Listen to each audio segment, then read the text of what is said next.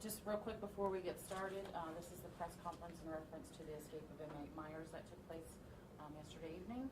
You're going to hear from today the warden of the Mansfield Correctional Institution, Terry Tibbles, as well as Captain Homan from the Ohio State Highway Patrol. Right now, as you all know, the details are still being investigated, so there's not much we can tell in terms of specifics of the incident. However, they'll go over what they can, and they do have time to answer some questions afterwards. So I'll go ahead and turn it over to Warden. Okay. Good afternoon. As you've heard, on July 3rd, 2013, inmate James Myers, 593-909, escaped at approximately 9 p.m. We have an ongoing investigation at this time, therefore information about specific details cannot be released. But we will absolutely do so when we are able to do so. A nationwide NCIC warrant has been filed on Mr. Myers. The Ohio State Highway Patrol, the Richland County Sheriff's Office, the Mansfield Police Department have all been involved in an extensive search looking for inmate Myers. In accordance with the department policy, the victim of his crimes has been contacted, and we will be remaining in contact with the victim throughout the situation.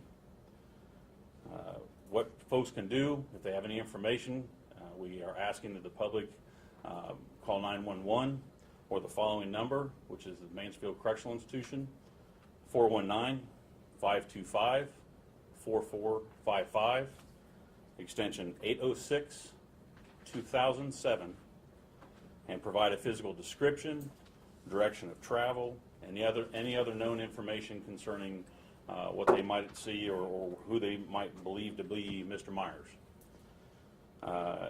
What we would request with folks to keep themselves safe is, if approached, do not engage him. Leave the area and immediately contact your local law enforcement agency. Do not approach him. He is considered dangerous. However, we do not have any information that indicates that he has any weapons in his possession. We will update you again when there is new information to be provided. And the Ohio State Highway Patrol is conducting an investigation, criminal investigation into the situation. Is this victim being protected? At this time, we're staying in communication with the victim and her family. We're working with them. Step over to the podium. I'm sorry. Step on it. There you are. Go ahead. At this point, we're working with the family of the victim to ensure that we're in constant communication with them, that if they have any concerns or any needs, that we're there in pretty short order to address those needs. Are you providing police protection at the victim's home? Yes, ma'am. And the victim is in Akron? She is in Talmadge. Can you review what his incident that led to him being in prison? I don't have the information with me, but we can certainly get that information and provide it. Was he a trustee of any type? We heard he had access to, he was doing maintenance or had access to a maintenance area where he was able to get some ladders? We attempt to provide classifications, job classifications for all inmates, and his job assignment was in the maintenance area. Did he take some ladders out of the maintenance area to help him escape? Because this is under investigation, it's a detail that we can't discuss at this point in time. How long was it before anyone noticed that he was gone? Again, because this is an incident under investigation, we cannot answer that question at this time. Can you say the front, the back, the sides, where he went over? No, sir. Can you talk about what he would have access to, being someone who had access to the maintenance area? Although you can't say what may have been used, can you talk about what any inmate in the maintenance area would have access to? Not at this time. Has he tried to escape before? Again, not something we can discuss at this time. Where does he have? Any family in the area you know of that he may have been reached out to? Well, if I can address just briefly, that might help with some of this. Obviously, we have two objectives. The first is to apprehend him as quickly as possible. The second is a complete, thorough investigation, and to be successful, obviously, the partners that you see before us working with DRC hopefully will allow us to accomplish that. We're very early into that process, so discussion at this point would be not only premature, it might inhibit our ability to apprehend him. So that's why we can't get into a lot of the specifics that really you're looking for. Can you describe to folks what you do when someone has escaped from prison? How do you find someone who you have no idea where they went, who probably can't be too far from this location?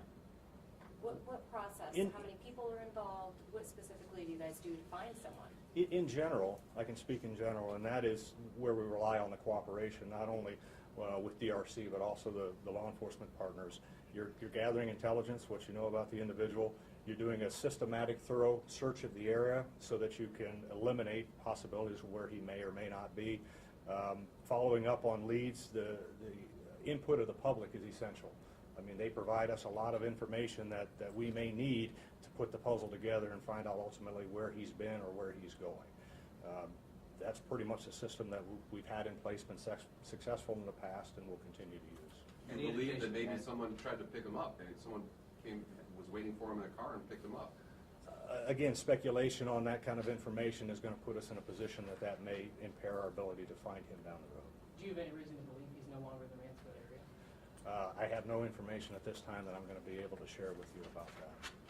Do you have go ahead. We've heard of a group of, I don't know, neighbors or civilians that arm themselves, going out kind of looking for them on their own. Is that such a good idea? We would discourage any type of direct engagement. Again, we would fall back on, if you see the individual or someone who you believe matches that description, to call the numbers that we've given you. We don't want people engaging with him or interacting with him, because we, quite frankly, don't know what he would do. Looked like you had your helicopter up. What was that about?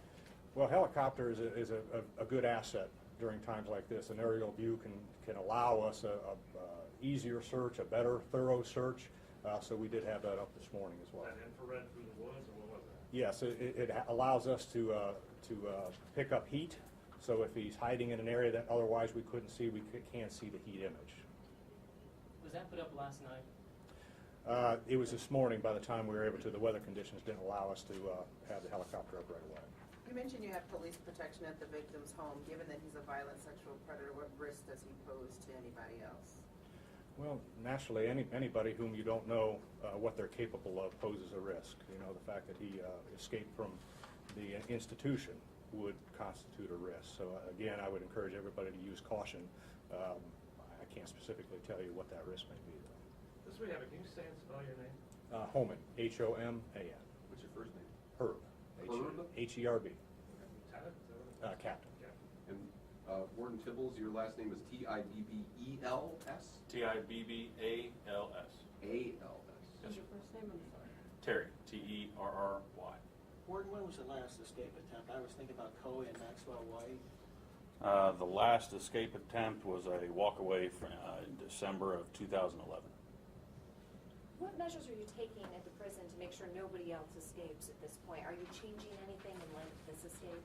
We've identified some issues to go forward on and review as we go through the course of the investigation and learn what the results of the criminal investigation and our internal review are. We have time for one more question. Is the prison on any type of lockdown or anything? At this time, we're simply modifying movement to maintain the operation to see if we're going to have any other issues in any other areas. Can you say what any of those issues are? You say you've identified issues. Can you even in generality say what some of those issues are? Not at this time, because it could impact the investigation, and we certainly don't want to do that. So you've been doing the search since about 9 o'clock last night? That would be about the approximate time, yes, ma'am. Who and how was he discovered to be missing? That would be part of that investigation piece that we really don't want to get into at this point. Okay. Apparently it was bed check. That was originally released. That was during a Or headshot we'll 9. call bed He check, wasn't whatever you there. call it. Like I say, I didn't have knowledge of what was released earlier. All I can tell you is that I don't want to get into the specifics of it for fear of it might compromise what we're doing. Warden, I wanted to ask you, how upsetting is this for you when this happens at your prison? We certainly don't want to see something like this happen at our institution or any other institution. And we will do everything we can do to prevent that from happening again. Okay, thank you everybody for coming. I'm sure you understand that they have important work that they have to go back and do, so.